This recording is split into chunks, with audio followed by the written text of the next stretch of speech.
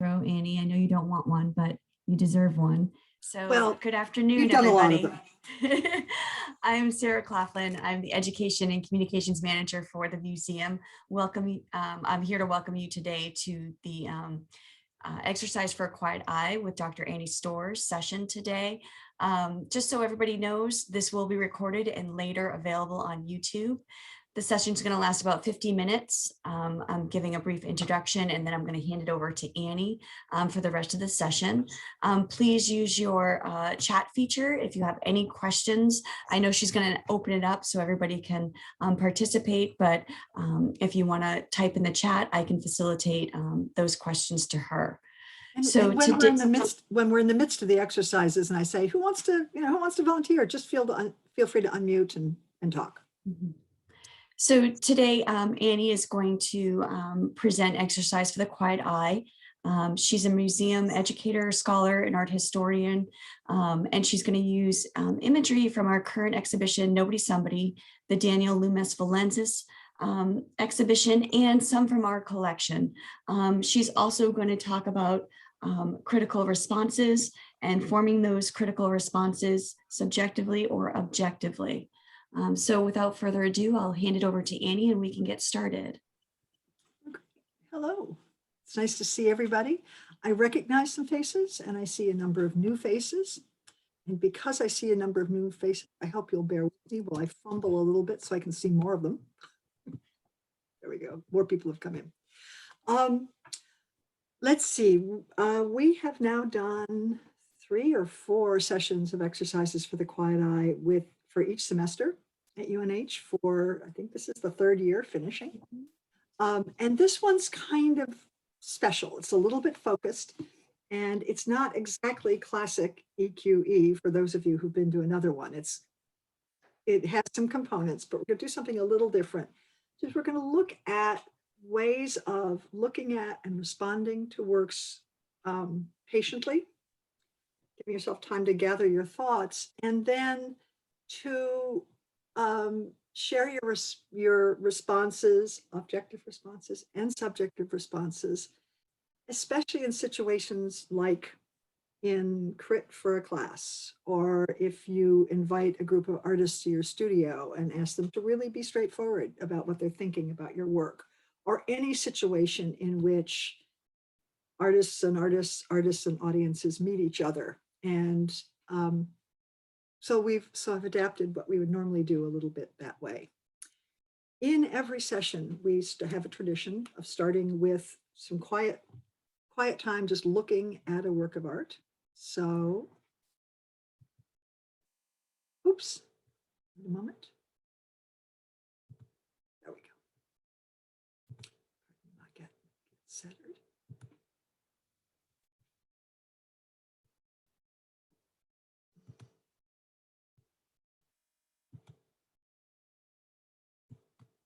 All right. Sarah, you're going to be my respondent. Are you looking at the movie screen or are you looking at my console?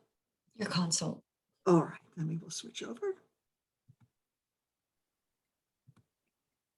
So now we're set up, right? Perfect. Okay, good. All right.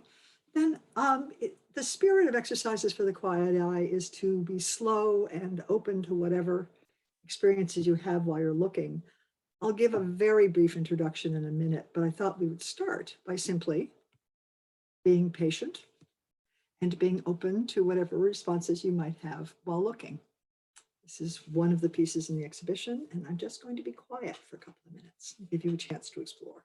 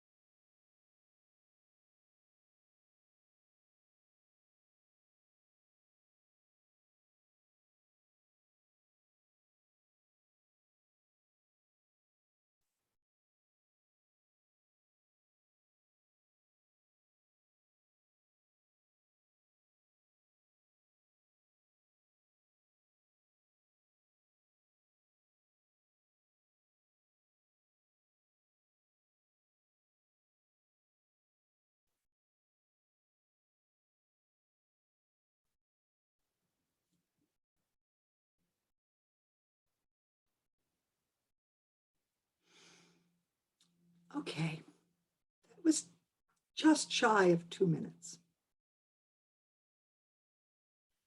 Without giving a full introduction to EQE, I'd like to share its basic principles. They have to do with what we just did. The most important part of exercises for the quiet eye as a way of looking at art is that it's part of what's called the slow art movement, which is actually an international movement in the arts, in the visual arts. And for those who want to mark your calendar, the first Saturday of every April is Slow Art Day. And originally in 18 or 20 museums the first year, and now in thousands all over the world. You could go to a museum if they were open, those that are opening, and do slow looking activities. So this is part of a bigger movement. I just put up that first image for just under 2 minutes, which is to make it about 8 times the time that an adult normally stops to look at a work of art. Before I came up here to go to Brandeis and be in Massachusetts, I taught at the Corcoran College of Art and Design in Washington and was involved in the team that developed teaching techniques, pedagogy for critique.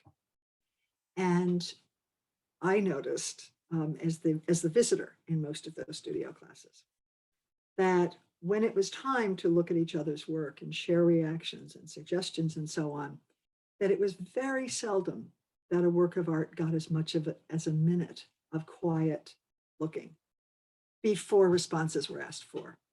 And so that seemed to fit in with what we do in museums with EQE, which is to create an open space for patient looking without too much purposeful direction, without trying to figure it out, without trying to judge a work of art immediately, but just to let it look, to let your mind look, let your eyes think and let your mind look. The 3 basic principles behind this way of looking is that if you look at a work of art for 20 seconds, a minute, to be generous, that it's not really possible for all the 3 major component parts of an artistic experience to happen. Part of it is sensory, part of it's emotional, part of it's intellectual. And to suppose that all 3 can happen and kind of get stewed together in a short time is really asking more than our eyes and our minds can do. And so, in addition, most of you, if you're students, or certainly if you're faculty in art classes, you've developed ways of looking, some personal ways of looking, some things you were taught, but you probably have what are called habits of seeing. And if your habits of seeing lean toward the formal or the sensory, then you're going to spend most of your time doing that and have relatively less space in your mind for processing your emotional or your cognitive or your intellectual or your curiosity responses. Or if your habits of seeing are mostly feeling based, then the other 2 parts tend not to get a fair mix and so on. So by slowing down and by actually creating a void in which your mind feels a little bit bored, a little bit, what do I do now? While you're still looking, that's the moment at which other kinds of reactions can begin to happen. So basic practical principle of EQE is to slow down in order to integrate your visual experience. There are 2 other principles which are really important and grow out of the first 2.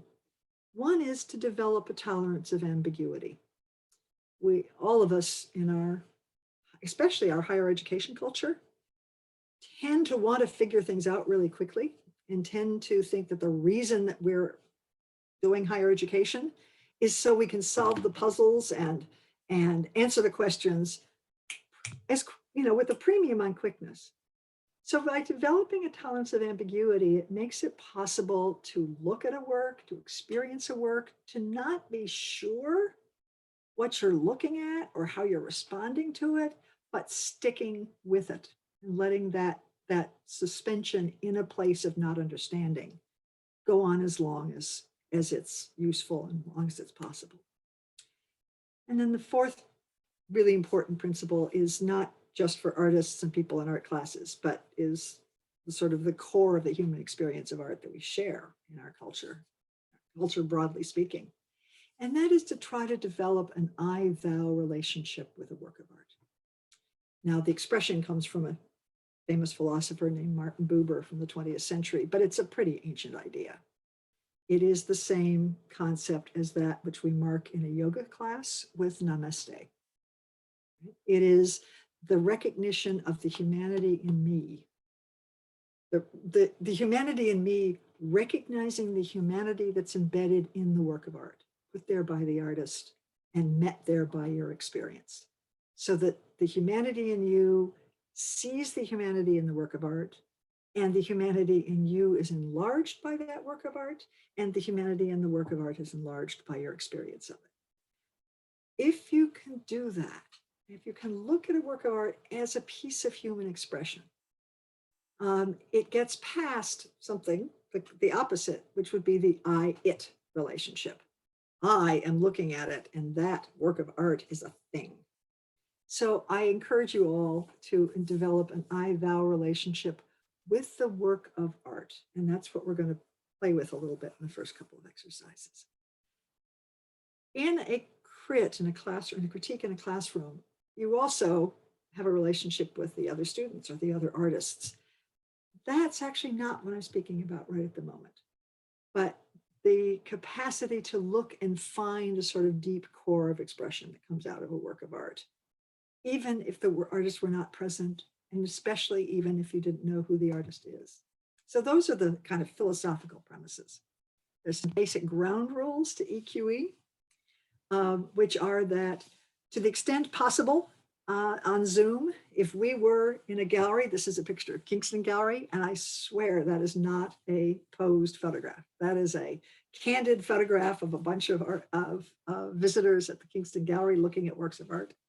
But the first ground rule is if we were in a gallery, I would simply say, go anywhere in the gallery in the sound of my voice and pick something that you'd like to spend a few minutes with. The single greatest loss doing guided looking in the virtual environment is that I can only give you 2 examples, but you will at least, as we go into each exercise for a few minutes, you know, Sarah, did we say that each person will probably want to have a pencil and a piece of paper or something, an old envelope out of your recycling bin so that you can do a little writing down? I don't think we did. Annie, I forgot to mention that. So in a moment, when we start, just before we start the first exercise, I'll encourage you all to go grab something that you can scratch a few words onto. All right. You will get a choice of 2 works of art, and you focus on that one. When I put 2 works up on the screen, I want you to know that even though I'm an art historian, it is not the prologue to let's compare and contrast the 2 works. Rather, I'd like you to imagine that you were in a gallery standing in front of 2 works that were beside each other, and you're simply going to choose which one you want to give your attention to. So each person gets to choose what they look at, because if you want to develop an I-thou relationship, a human relationship with a work of art, then it probably is not helpful that somebody else says, I think we should go over and look at this, right? Just like personal relationships, the closest human relationships happen when you choose each other. Secondly, in this exercise today, we're going to be minimizing the artist's names and the titles of the work, just for the time being. All of these are works that are in the permanent collection of the UNH gallery. I'm sorry, I had my vaccine shot yesterday and it feels a little like a hangover, so pardon me. But all of these works are available. They're all in online virtual exhibitions and so on. You can ask Sarah or probably Jennifer and others about what they are. But I find that sometimes knowing the artist's name and the title doesn't help with looking. And then the third thing is, as we go through these exercises, nobody has to volunteer or share anything. When I ask you to do some looking and write down a few words, it does not follow that I'm going to say, okay, I'm going to pick some volunteers. One of the things I think gets in the way of our personal reactions to works of art, and we know this from research in museums, is that adults looking at art often have a script running in the back of their head, which is, what am I going to say if anybody asks? And that, what am I going to say? Well, for one thing, it's a should, and it's about other people, and it gets in the way of the connection between you and the work of art. So I will, with each exercise, ask if anybody, a couple of people would like to share what they wrote. But if nobody volunteered, I've done this hundreds of times, and I'm perfectly prepared to make a comment and then go on to the next exercise. I encourage people to volunteer if they'd like to, but nobody has to. It's your work and they're your responses. All right. With those basic ground rules, I'm going to suggest everybody grab, if you don't have a piece of paper and a pen or a pencil, it's just writing today, no drawing. I'm going to encourage everybody to grab something that you can scratch some words on. I'll have a sip. Oh, I left my water bottle away. Anyway. Everybody got something? All right. Pardon me a minute. I do need my water bottle. I'll be right back.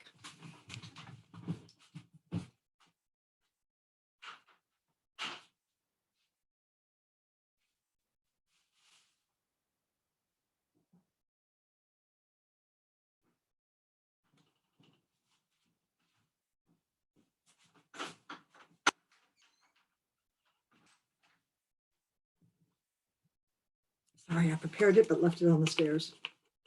All right. So in a second, I'm going to show you two works. Give them a, let your eyes roam over them and then just choose one that you're going to give your attention to. If you find it's helpful, then feel free to just take a piece of paper and put it over the other image. The worst that's going to happen is that your camera will pick up the tiny edge of a piece of paper, but it doesn't matter at all. And if it helps you focus on one work, that can be a useful thing to do. So here are the first two choices, and then I'll tell you what I'd like you to do. Take a moment or two, choose which one you'd like to spend about 5 minutes with. And then what I'm going to ask you to do is to make a list of words. Be best if they're adjectives, if they're descriptive words, maybe little tiny short phrases if you want, but make a list of words that come to mind, list of descriptors, and I recommend the form of a column. You'll see why in a minute. Take your time, you don't have to rush. I do ask that if you find that you're stalling, if your list is very short, I would like you to push through to at least 10. If, on the other hand, the words keep flowing, just let it happen, turn over your recycled envelope and keep going. And in a few minutes, I'm going to give you two more prompts, two other things I'd like you to do with your word list once you've made it.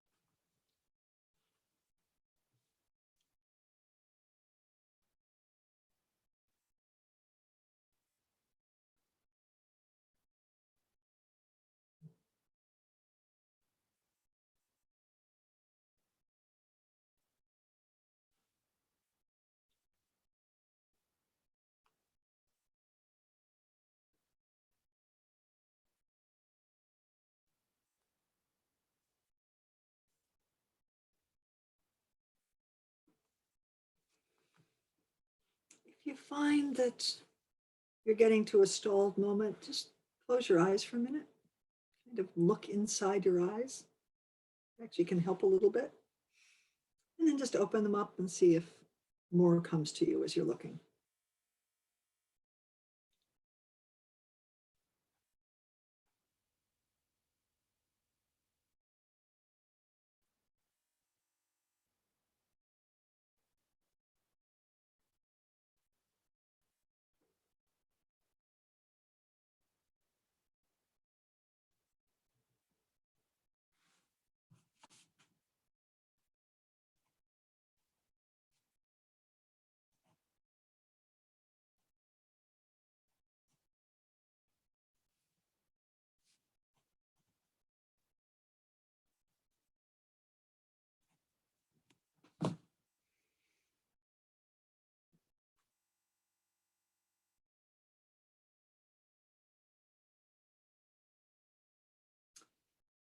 Sometimes it helps to just look away, stare out a window for a second, or look over at your dresser.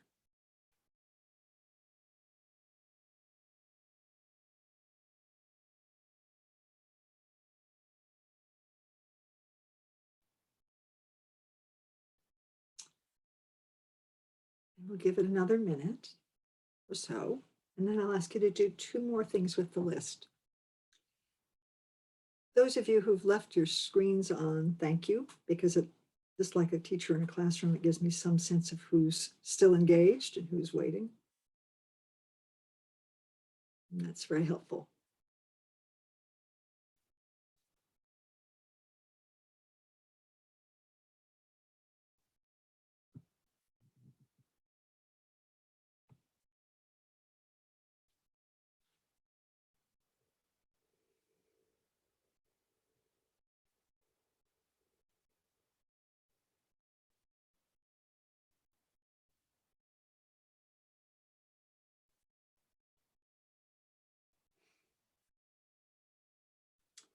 If anyone would like more time, just, wave your hands the good old fashioned way, or put up the mechanical hand if your video's down.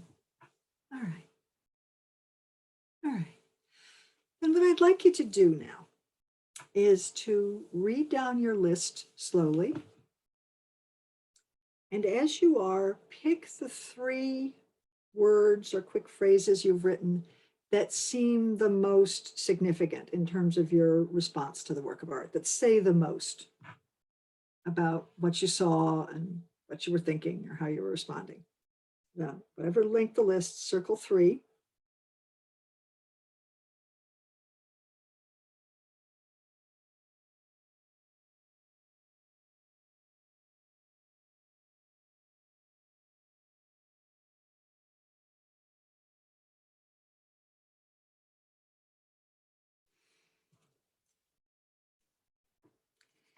Now I'm going to suggest you make sure you give yourself another just refresher look at your work.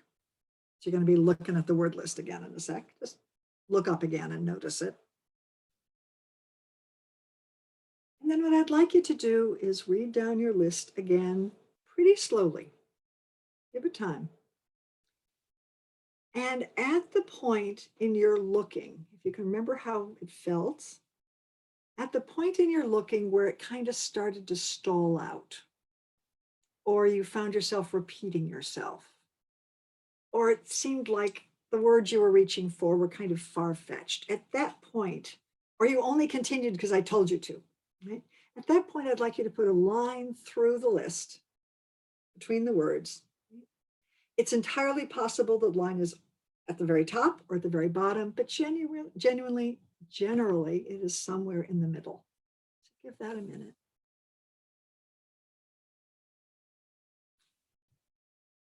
And then when you've done that, just close your eyes to freshen them and open them again.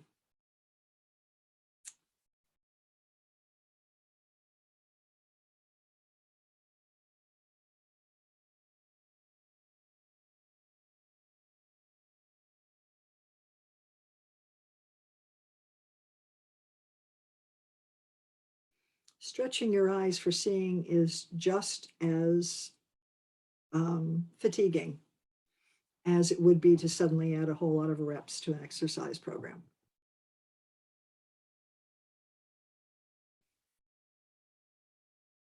All right. Anybody want more time? Okay. May I ask, is there anybody who would be willing to read their list to us? Anyone who would like to?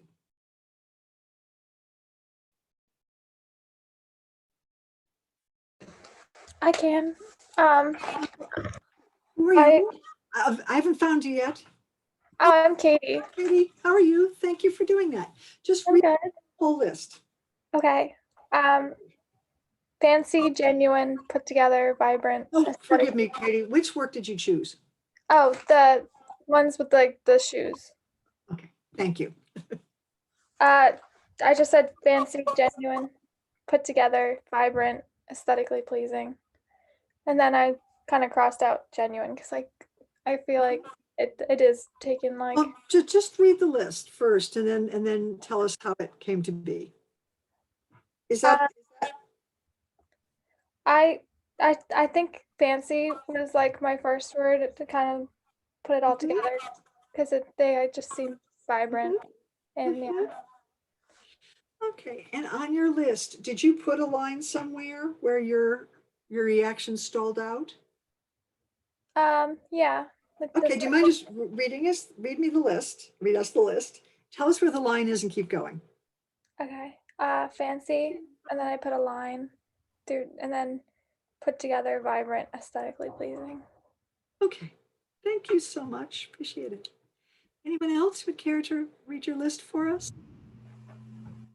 Is that Alyssa? Yeah, I also did the shoes one.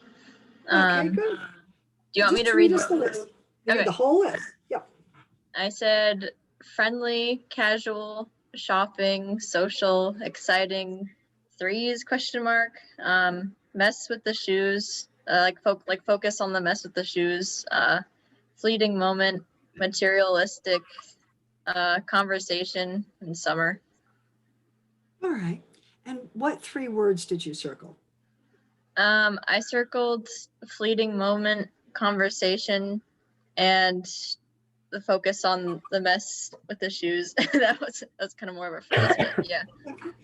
And may I ask, where, let's see, would you read, boy, this vaccine hangover has got me. I apologize. Would you read down the list again? Tell us where the line is and keep going. Yeah. Friendly, Thank you. casual, shopping, social, exciting, threes. Then I had the line, and then focus on the mess with the shoes, fleeting moment, materialistic, conversation, summer. Okay, thank you. Is there anyone else who'd like to? I can do. If not, okay, thank you, Amanda. That'd be great. I can do. I responded to the other image. Terrific. Thank you. Would you read us your? Sure. And let me know if you can't hear me well enough. You're doing, for me, you're doing fine. Okay. Powerful, serene, preparing, praying, posing, composed, famous, self-confident, classic, sculpted, young / not too young, and then green background. So Very good. And what 3 words? Oh, is that I'm sorry, did you finish? That's the end. Yeah. Okay, and what 3 words did you circle? Powerful, composed, sculpted. All right. So my line is after sculpted. All right, so read us your list again. Tell us where the line is and keep going. Powerful, serene, preparing, praying, posing, composed, famous, self-confident, classic, sculpted. There's the line. And then young, not too young, and green background. Great, thank you. In the interest of time, I'm not going to do the whole, thanks, Amanda. I'm not going to do the whole shtick again I would normally do here, except to point out that what you are looking at is a journal of your reactions to the work in order. So literally speaking, the top of the list is your first impressions. And the bottom of the list is where you got to after you'd given it more consideration. So where your circles appear on the list actually tells you something about where you had your strongest reactions to the work. during the time that you were looking at it and writing words down. For those of you who are students, this can be a useful technique because those 3 words are probably going to be either in your introductory paragraph or the key words for 3 paragraphs or the concluding terms if you were to ever do a visual analysis. It's a way of getting not just descriptive words about the work, but at a sort of record of how you responded to it. With that, I would like to move on to the next exercise. We're going to run out of time, but we may have time to do a second one like this. So here's a different exercise. And in this case, I have to ask you to do what you're going to do before I turn on the screen. Again, I'm going to show you 2 works. One's quicker than the other. I'm going to put on the screen, ask you to choose one of the 2 and to be mindful all the way through from start to finish where your eye first landed, what path it took as you're looking at the work. If your eye pauses, you find yourself pausing for a moment and you're looking, make a note of that and ask yourself if you know why. And then, like a Ouija board, it will just keep on flowing. Notice the path until it comes to rest. And again, ask yourself why. So here are your 2 choices, or 2 or 3 minutes.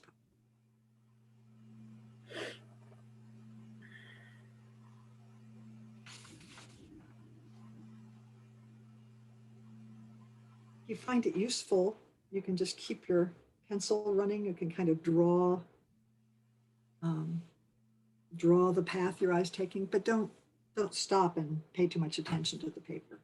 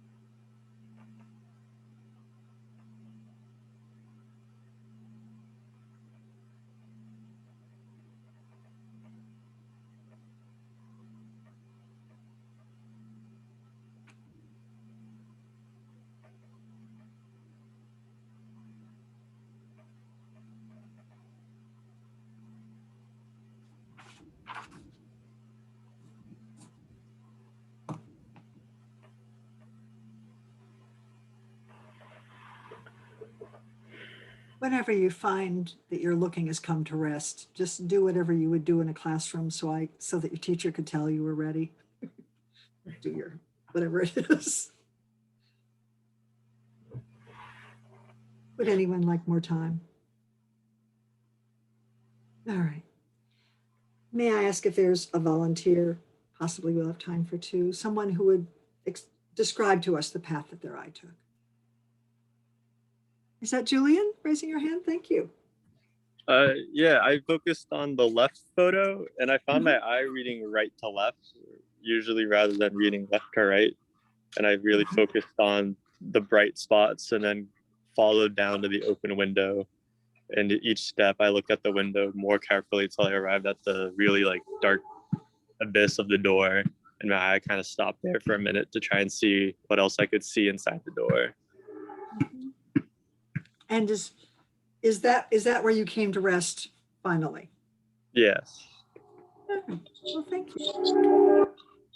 Anyone else? For either word? Yeah, I could go. If you want. Thank you, Daniel. Dan. Yeah. Hi, Dan. Hi. Yeah, I also did the image on the left, and I actually ended up starting on the dark doorway in the background, and I kind of came forward, kind of going back and forth from right to left to right again. So I went from the doorway in the background to the open window on the right, to the kind of shadows on the wall on the left, and then back to the kind of cracks on the nearest windows on the right again. Oh, So excuse me. I forgive me. Go ahead. Oh, sorry. Yeah, so so like I said, I was going from like the like the dark doorway in the background. Then I went to the open window on the right, like that was kind of tilted forward. And then I went to the shadows on the left side of the wall there. And then I came back to the cracks on the nearest windows on the right. So I kind of went back and forth as I was going forward in the image. Terrific. Well, thank you. I can't think of two people who would have been able to demonstrate something than those two responses to the same work. In general, and allowing for people who have very significant differences in sight, most people see pretty much the same way. That is to say, how our eye works and how it's wired to our brain is pretty consistent across humans. But how we look is different, because seeing is what our eye does. Looking is what happens when our eye and our mind are kind of in a toggle, a back and forth and back and forth and back and forth reaction. So that when you're looking at something, wherever your eye lands, and of course artists have a fair amount to do with where you might look first, but they aren't entirely in charge. Wherever your eye starts, what it does is look around it to try to find something else that it can relate to its first notice, so that it can begin to make sense of what they're seeing. And then one point, and then another point, and then another point, and then exploring around. And what we're doing is building a sense, building an understanding of what we're seeing. And that's where people are really different. Even if the two of you, Julian and Dan, had stood side by side and looked at this work, and it started, even if you had started at the same place, right? As you are seeking understanding, each of you will use your experience and what's in your mind to make sense of what you're seeing. So that if you were to watch two people or 32 people looking at the same work of art, the longer they look at it, the more their seeing and understanding will diverge, because the mind part of the process is individual, even though the eye part of the process is pretty much shared. That's where, if a professor's ever said, pay attention, listen, other people in the class may have seen something different, it's literally true. And human beings very seldom see everything in an image. Therefore, the fact that you've taken a different path means that you've actually seen a different work. You've seen a different partial work. I'm going to skip the next exercise, and hope we have time to come back to do it. But we're going to look at something particular. And this is where we're going to move out of absolute classic EQE, which is all viewer-centered and viewer-directed, to talk about something kind of particular to, well, kind of relating to what we've just been doing. And that has to do with the relationship between objective responses to works of art and subjective responses to works of art. And this very famous optical illusion is a big aid in doing this, because, of course, some of you would immediately see faces first, and some of you would see a vase first. And that's part of the point. But it's more than that. It's a good way of illustrating something that's gotten very mixed up in the way we use the word object and subject, or objective and subjective in English. And it tends to trip us up when we're looking at works of art together. So let's look, excuse me. Just bear with me for this. It may seem odd, but a subjective response is a subjective response to a work of art. A subjective response is about the subject. That is to say, it's about the person, like the subject in a sentence. It's about the person who is doing the looking, doing the seeing. Student, if you're a student. Right? A subjective response is about you, the person who's looking. Doesn't necessarily mean it's an opinion. It means it's about you in this dynamic, this I-thou between works of art and viewers. An objective response is about the object. So in the optical illusion, the subjective response is about the face. The objective response is about the vase. And not surprisingly, as Julian and Dan just demonstrated, if we have two or more subjects looking at a work of art, they will see it differently. And each of them can be talking about their responses to the work of art. And if it's subjective, they're talking about themselves. If it's objective, they're talking about the work of art. So we're going to try an experiment. And in this case, we're going to diverge from EQE, and I am going to show you something and ask for each of you, all of us, to respond. So let's try this. This is one of Jennifer Moses's suggestions for this workshop. I'd like you to take a little time to look at this.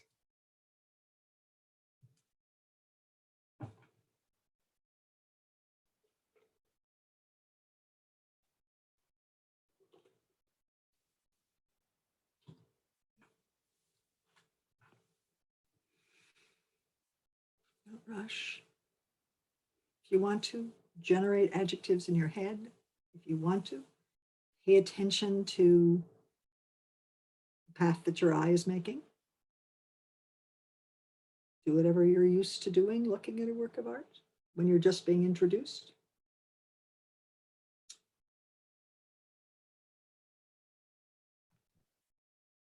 And now we're going to go around, and I'm going to ask everybody first to make one objective statement about the work of art. One thing that is definitely about it, about the work of art.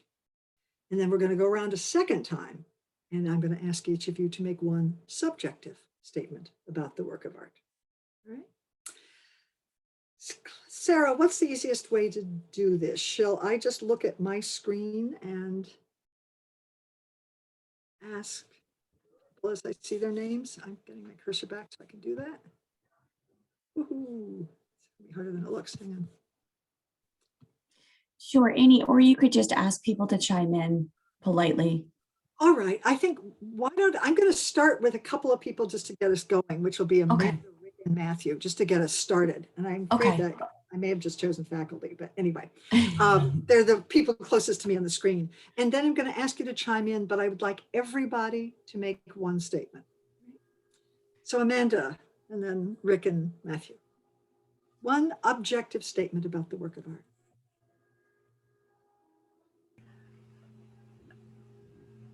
Oh, objective. Okay. Objective. One thing about the work of art. It's. I'm finding myself injecting subjectivity into Yes, it. well, it's, yeah, see, that's, all right. It can be something as simple as it's a horizontal. I mean, just something objective. Okay. It uses mirrors to create whatever it's creating, a kind of confusion or. Great. Super. Exactly. Rick? Stripes. So it has stripes. It uses stripes. Excellent. Good. And then Matthew, and then I guess we'll just go into a melee. Matthew? I was going to say that it reveals the photographer. It reveals the photographer. And I see Sachiko next, but I think everybody has a different. There are two figures and a photographer. Say again, please. Two figures. There are two figures and a photographer. It Oh no, there's contains three. Yeah. All right. And, I think I'm going to need to call out just Julian, it's your turn again. It's cluttered. All the objects on the sink. Alyssa, thank you. The image itself is in black and white. Perfect. Katie. There's an open door. Okay. It has an open door in it. Dan? It has a wide range of values. Excellent. Amber. The lighting is coming from above the figures. Hannah. It's in a bathroom. It's in a bathroom. Thanks. Isabella. The mirrors create repetition of the figures. Paige. Both of mine were taken. I was going to say it was black and white and it took place in a bathroom. Okay. Well, we'll accept that. How about Shannon? I know she's at a bar, so she's improvising. Yeah. It like shows the same grouping of figures 3 times. Okay. It repeats the figures 3 times. Lily. There are reflections from the mirror. Super. Jennifer. Trying to think of something new. It goes back in perspective, which stops at the photographer's eye. Okay. Sophie. None of the people in the picture are centered, except for the photographer seems like off center. Now, this is the end of my screen of people. I think we have a few others. Is there anybody else who can see more participants than I can?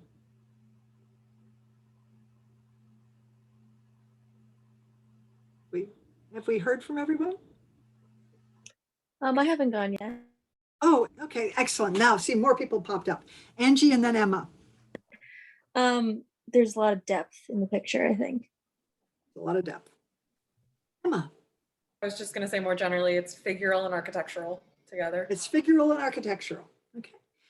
I don't want to trip over. I hope I haven't missed anybody. I just have a kind of limited screen format. That's all. I haven't gone yet either. Oh, good. Chime in then. Lexi. I just feel like the placement of the mirrors allows it to look more like it's in 3D because you can see it from all different perspectives. Have we missed anyone else? I'm glad that you've chimed in as you have. All right, because if we've got everybody now, we're going to go back around and I'm going to ask each of you to make an objective statement in response to this work. All right?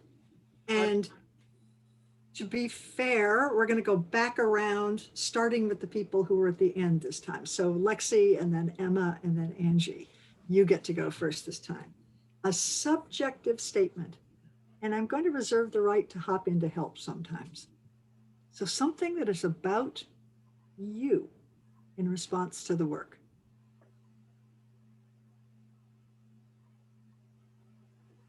Think you can jump in on that one, Lexi?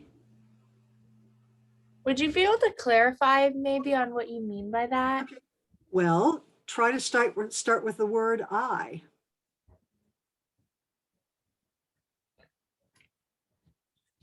Something that's about your response to the work.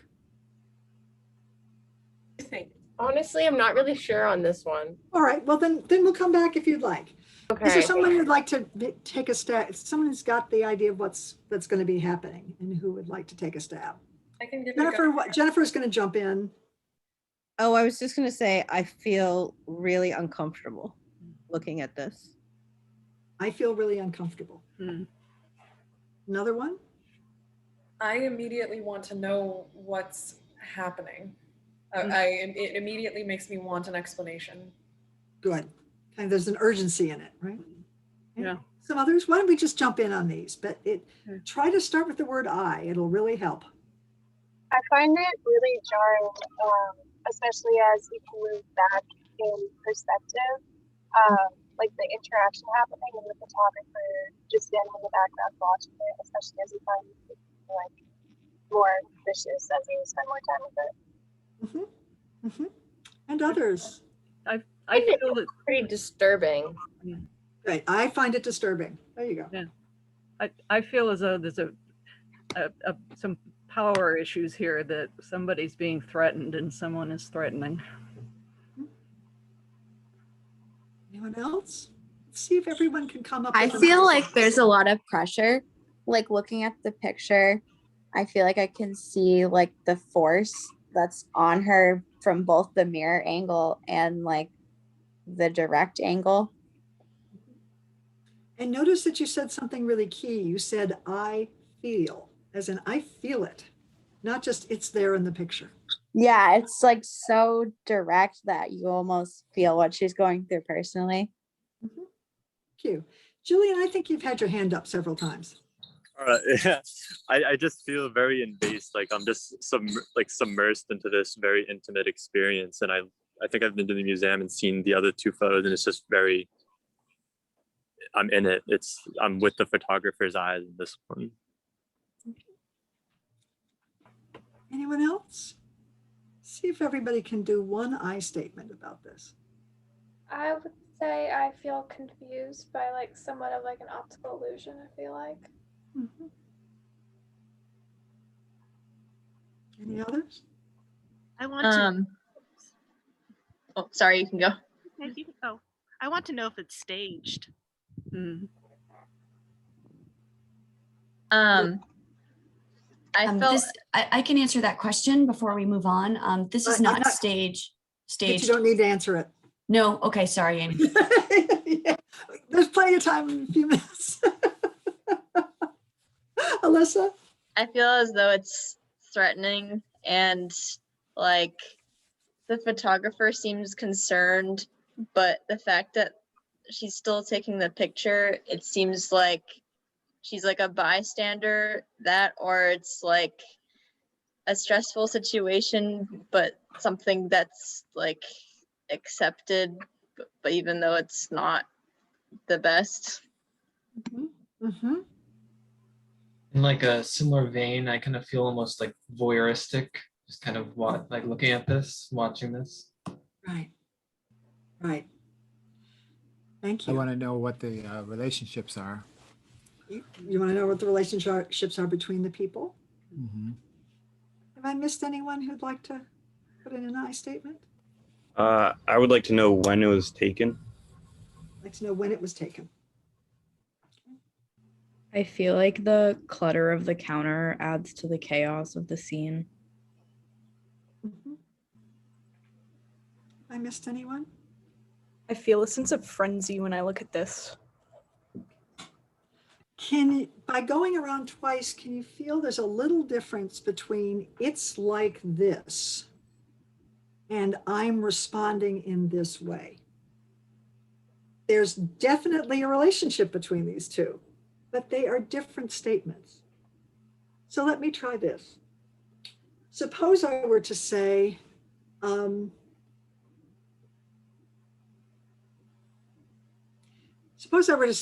it's frightening.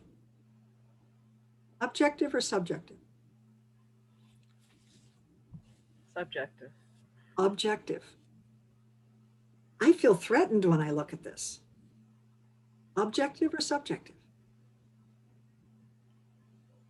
So subjective. Yeah. Subjective.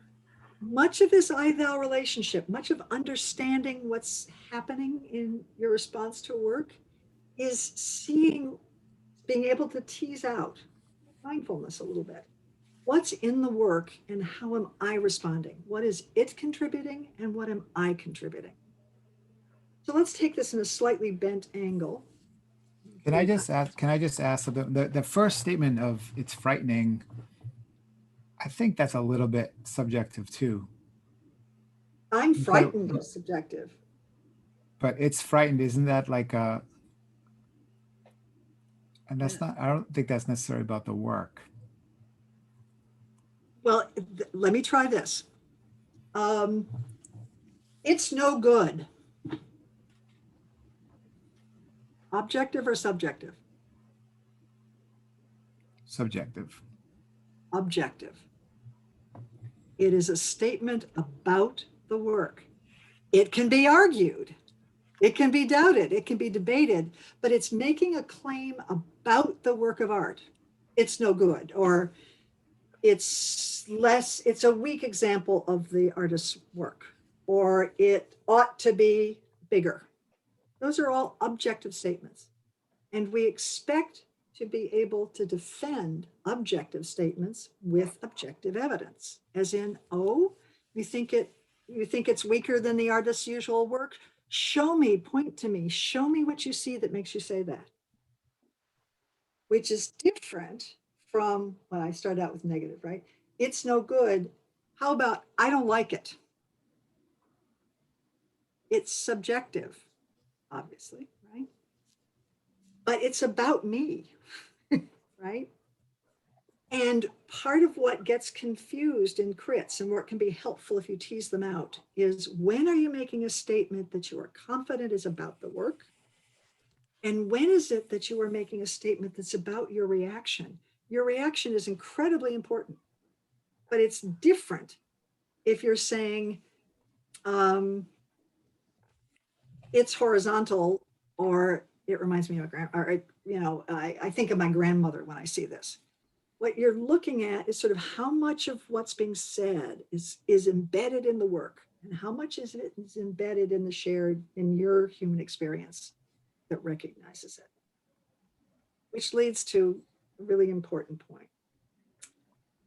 It's no good is an opinion, but it's subjective. I wish it had been shot differently is also an opinion, but it's subjective. I don't like it, even more so, is subjective. We don't ask each other to justify our subjective reactions. But if we make our subjective judgments, they are ours. They say something about us and what we approve of and what we like and so on. But when you make an objective statement, just like an argument in a law court, you think he's guilty? What's the evidence? So if you think this is a great work of photography, show me what you see and talk to the person across the room who thinks it's no good. And in that way, just like those two different paths in I Travel, you learn more by different people's responses as long as you keep separate what's about the work and what's about the echo of the work that is in each of us and is our subjective responses. Does that make any sense? Can you give some examples of like further going down the path of it's no good as objective? Like what would be your rationale for the next couple of statements? This would be better if you had done it in color. It's an opinion. It's a recommendation, right? It's an opinion. But you'd have to be able to explain what would be changed and better if it were in color than in black and white. If you were to say, I'd like it better, or, I prefer this kind of art, so I think that you might want to do this to change it, is subjective advice. It may be invaluable, but one is looking at the work. The other is looking at the mirror of the work in the experience of the people looking at it. So if we have a tendency to say any opinion is subjective. Well, if you make the claim that the opinion is about the work, then you better be able to back it up with what's in the work. And if you make a subjective opinion, I liked his landscapes better, right? Then that can be useful information, but it's because each person who looks at it can give an artist more knowledge and more wisdom about how the work is affecting different people. But it's about the human experience of it, as opposed to about the work itself. They're both really important, but they're different, and we often get them confused. Does that help at all? If we treat all opinions as subjective, they get to a point at which you can't really talk about them anymore because they're just different people's experiences. Whereas if 3 people could sit in front of this photograph and to show us things in the work that are very powerful that the rest of us might not have seen, and it's in the work, then they're making an objective case that the work of art is more valuable than the rest of us saw right off. Does that make sense at all? I think our time is done, and I wanted to make sure we could wind down. Sarah, shall I just say that I can hang out as, oh, Jennifer's raising her hand and. Oh, I don't, I'm sure this is like totally counter what we're doing here, but I'm just wondering, like, can we know more about this in terms of like, you know, is there some research on it that it is a particular thing is happening? That's why Sarah was going to chime in afterwards. I know that some of you have to disappear at 2 and it's actually 2:01. I do want to take a minute to wind down, but I don't think either Sarah or I are rushing off anywhere. And there are all kinds of other things, all kinds of other information to talk about these works. So we'll do that. But let me take us all just for a moment. I have to run through some slides. Back to where we began. And just take a quiet winding down moment with the work we started with. Give yourself a deep breath and a pause. And if you ask yourself if anything has changed.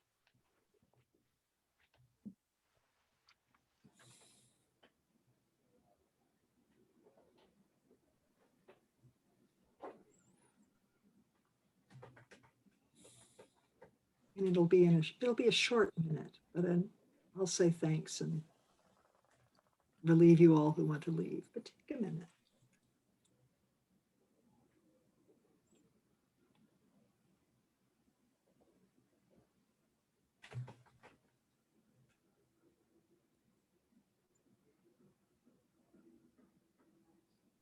Thanks for coming. Anyone who wants to hang out, that would be wonderful. I want to keep talking with you. Thanks so much, Annie. And thanks everybody for attending.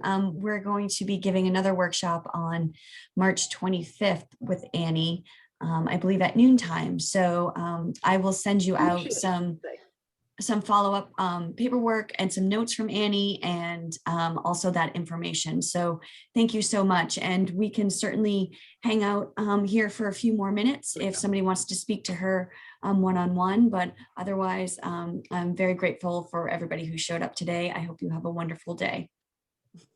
Thank you.